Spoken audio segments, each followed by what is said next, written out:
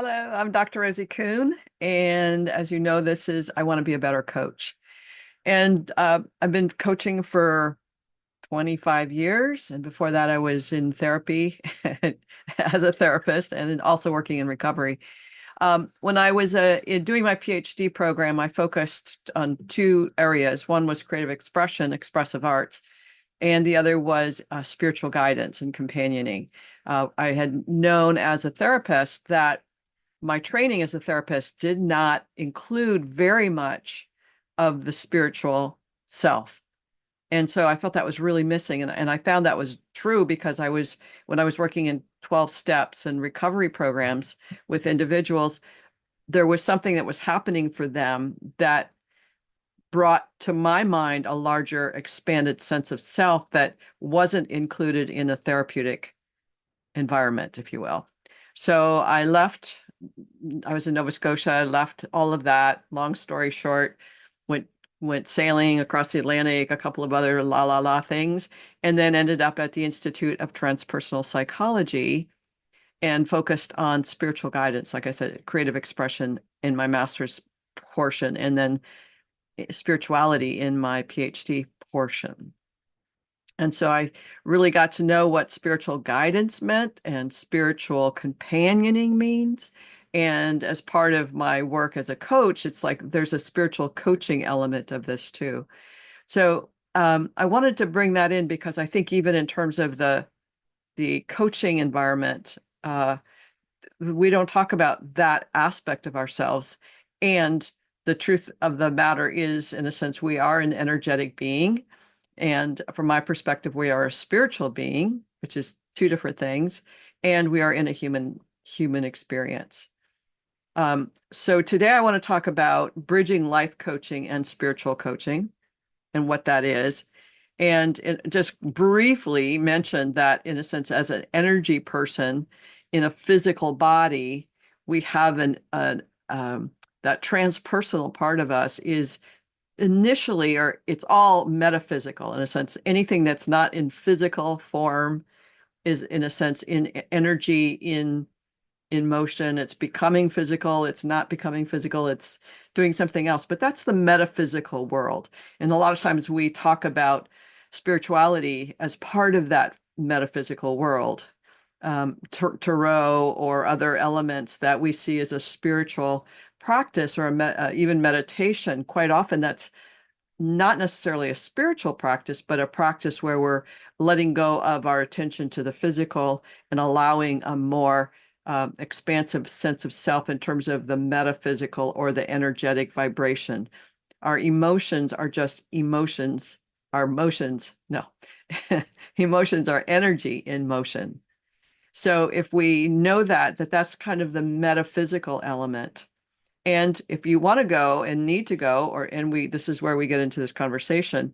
Well, what is spirituality? What is the spirit self? And I'm just talking about this so briefly, just to be able to give it all a nutshell. And then in other series, I'll bring this up more. But spirituality, in a sense, is the cultivating of a relationship with our spirit self. And the quality of that relationship is what we're doing when we're looking at spiritual, like how are we growing that capacity to have a fulfilling relationship with our spirit self. And so quite often it's necessary for us to look at what is that. Now, the other element of that is spiritual, is that spirit self knows itself to be of divine essence. It knows itself to be an aspect of source, of oneness, of universal source of all that is. And we can call it God if you want to, or just universal source, or what works for you. But there's a divinity, a quality of sacredness or divinity that one experiences that makes it a spiritual relationship versus in a sacred relationship versus in a sense of metaphysical. This is my interpretations, based on like, how do I make sense of this for myself and then for anybody who's interested.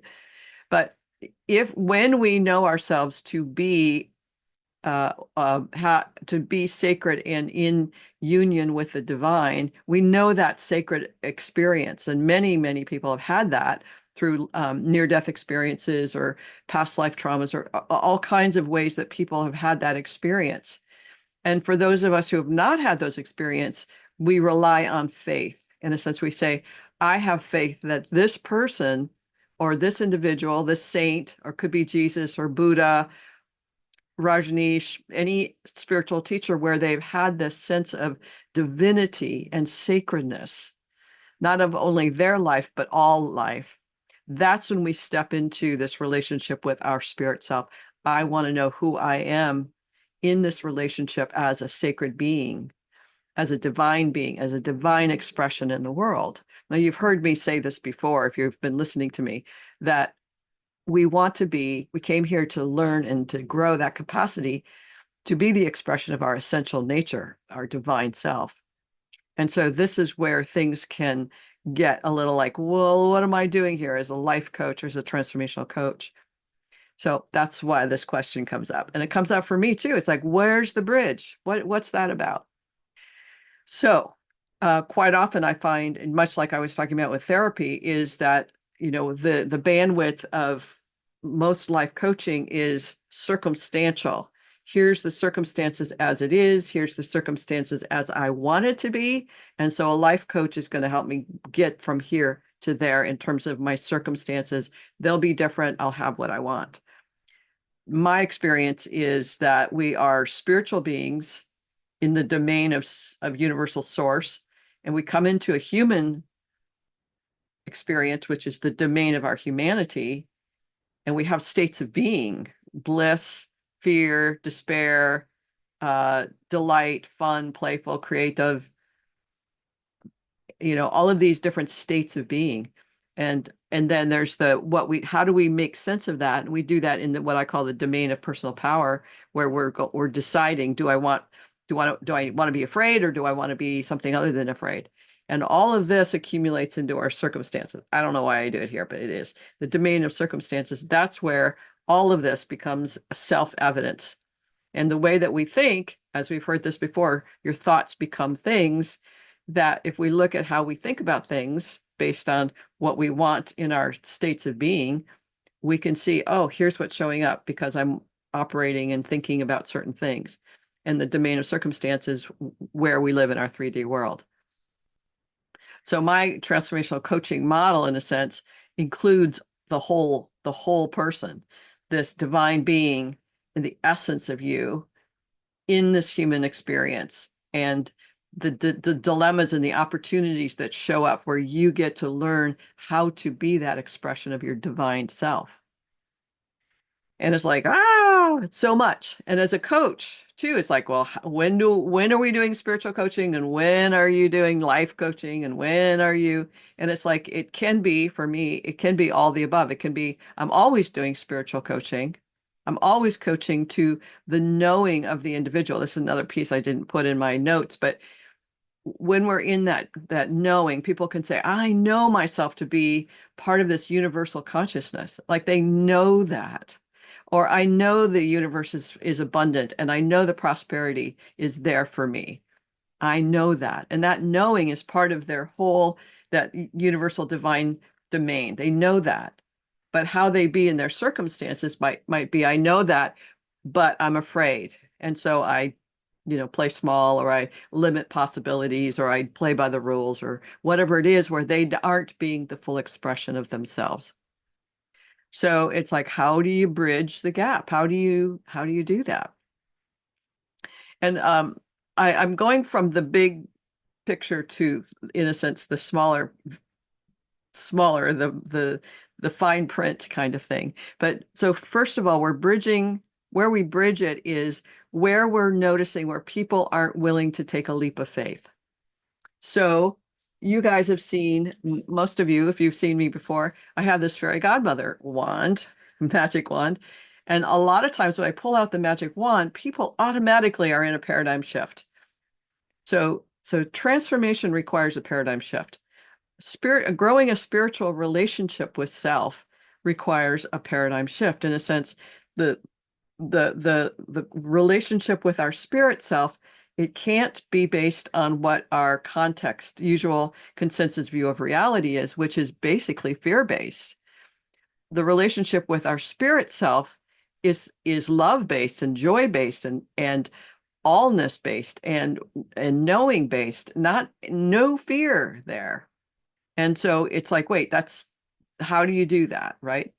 And as you're coaching an individual, and there's a place where they or you are working within the context of limitations. You can do this, and this is the right thing to do, this is the wrong thing to do, as opposed to saying, if we just remove all the limitedness,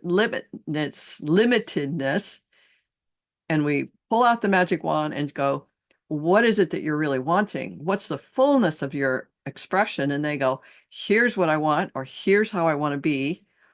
Then we open up to full potentiality. Now there's no fear, there's just full potentiality. And this requires what I call a paradigm shift. If you ever look at the night sky, right, and you're looking for that first stars to wish on, in that moment, you've done a paradigm shift. You are in a state of, oh, that wishing brings me what I want. Wishing on a birthday candle, we stop and we just focus for a second on that. Oh, what is it I want? And the fears go away, and we are in this other state, this other paradigm where allness and limitlessness and fullness of potentiality exists. And my whole coaching model is, how do we shift that paradigm for ourselves as coaches so we can coach people and be in this state where we can draw people into this state, this new paradigm of limitlessness and allness, and anything is possible. So this is that place where we're shifting paradigms, which is required to shift from again, from life coaching or from this consensus reality, the way we see the world, the yes, no's, the right, wrong, good, bad, to what do you want? What's that look like? What's that feel like? What's the divine expression? What's the fullness of that expression? What's infinitely pleasing? Those are questions we don't ask ourselves because they're like, ah, God, we don't know because we're not allowed to know. In a sense, that's a different paradigm. So spirituality, like transformation, requires this paradigm shift to include the metaphysical, or transpersonal is another word for metaphysical, like the allness of life beyond our limited form, our limited logical thinking, to include something else. And when we as coaches can include something else, we're providing a huge gift for our clients to go, yeah, this is where you are, and there's a lot of impossibilities because of this. What if we shift the limitlessness to limitlessness? What if we just let go of this for a minute, a second, and see what shows up?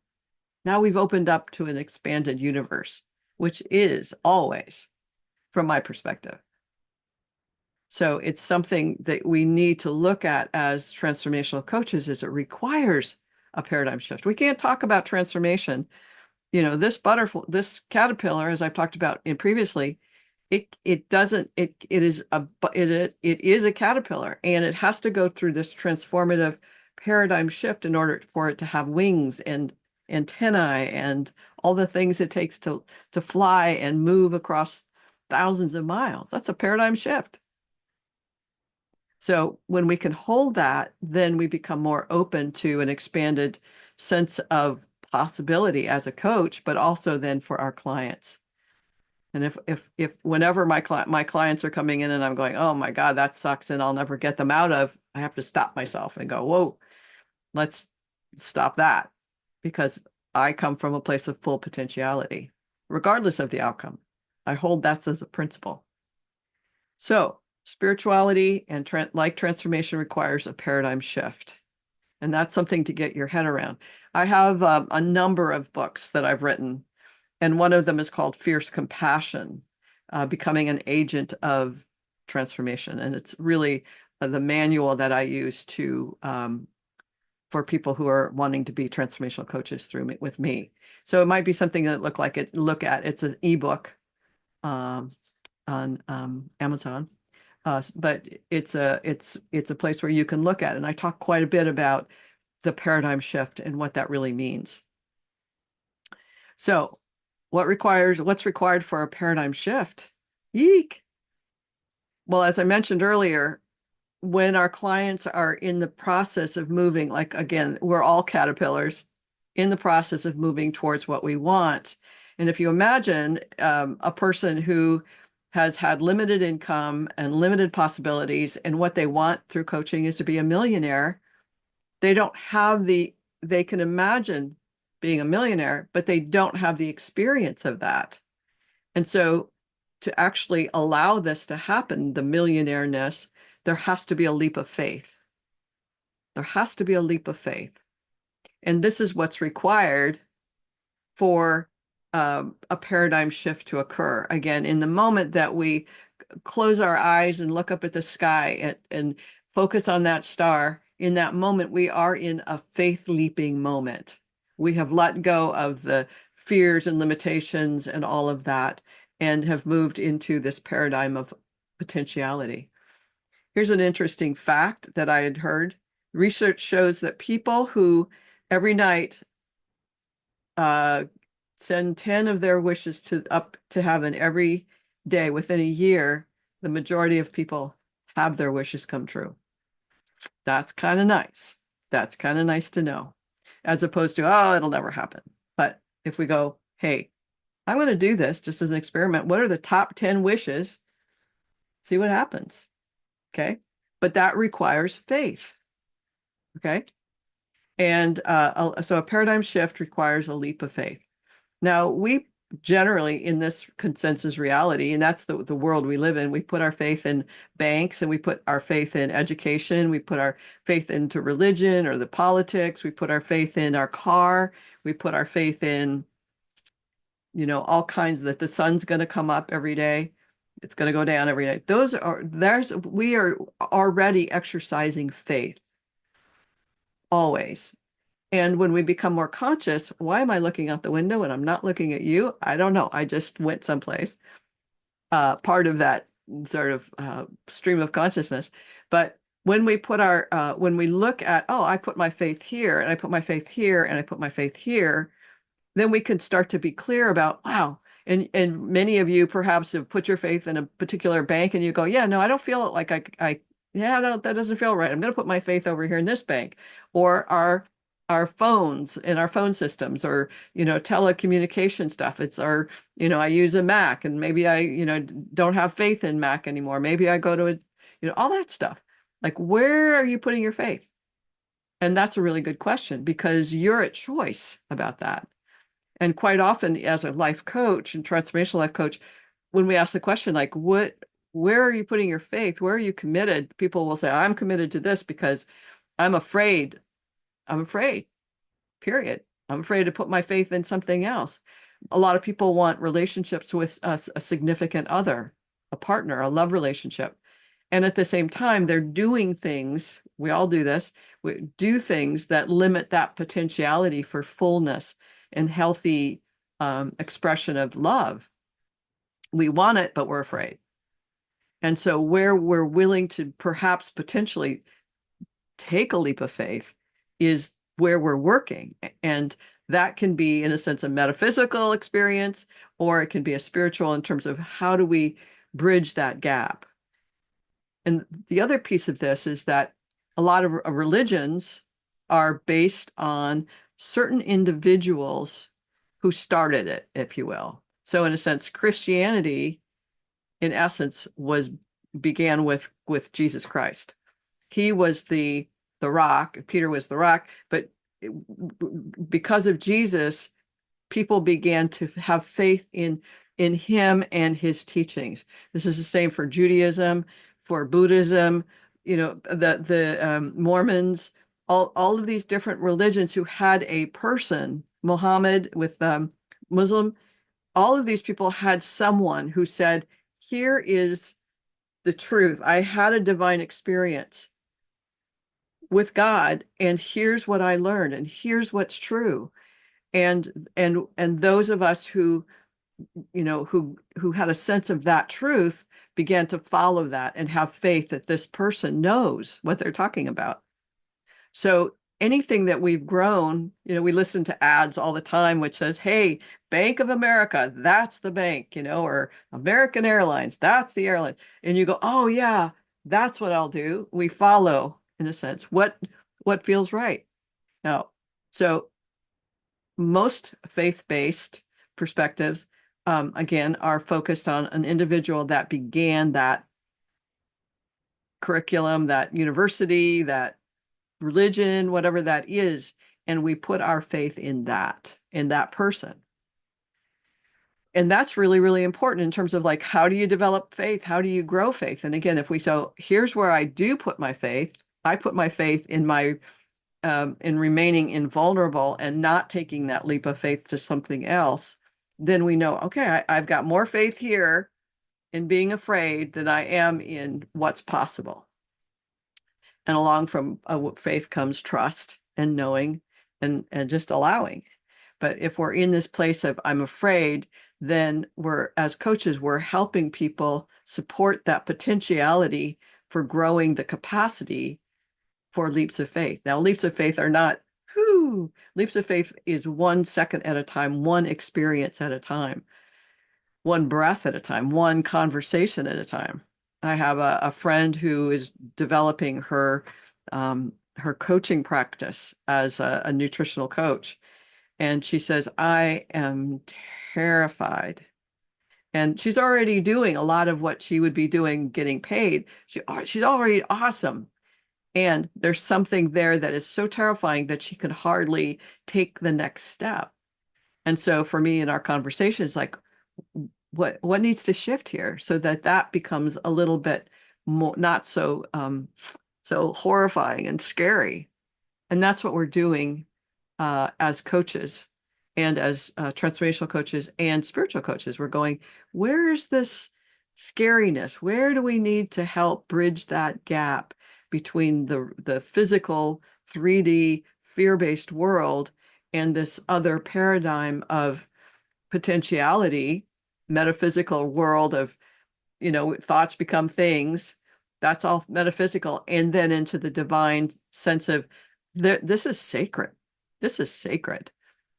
And I'm sacred and you're sacred. We're all sacred. Everything is sacred. It's like it's so huge. Most people go, yeah, no, don't want to go there. If I don't need to go there, not going there. So, but as coaches, we go, well, wait, maybe there's some spiritual issues that are foundational to what's happening with this client. And for me, 99% of what we're dealing with, what shows up for our clients is this faith-based. We don't trust ourselves, first of all, and we don't trust that God is there. We don't trust that another person's there. There is this whole trust issue. And as coaches, we're cultivating the capacity for our clients to trust us, and then for them to trust us in leading or growing or empowering them. And so they're learning to have faith in us, and we're learning to have faith in something greater than, so that we can draw them to that which they already are. Does that make sense? Does that make sense? I don't know. So just to kind of reiterate is, this particular video is about life coaching and bridging the gap to spiritual coaching. And spiritual coaching is about, or spirituality is about growing the capacity to have a more rich and full relationship with our spirit self. The quality of that experience where we trust and know ourselves in our spirit self. And we trust and know this to be the true sense of self. That requires a paradigm shift, and a paradigm shift requires faith. And as coaches, we're supporting and empowering people to cultivate the capacity for faith leaping, in a sense. Okay, I trust that I know what I'm doing enough that I can, it can be, making a phone call. It doesn't have to be a spiritual act. if everything is spiritual, and this is one of the things I've always said, everything is spiritual and we're just on a spiritual path, whether it's parenting or teaching or coaching, it's a spiritual path. And how are we learning to do that? How are we growing our capacity to move into what it is that we're here to experience?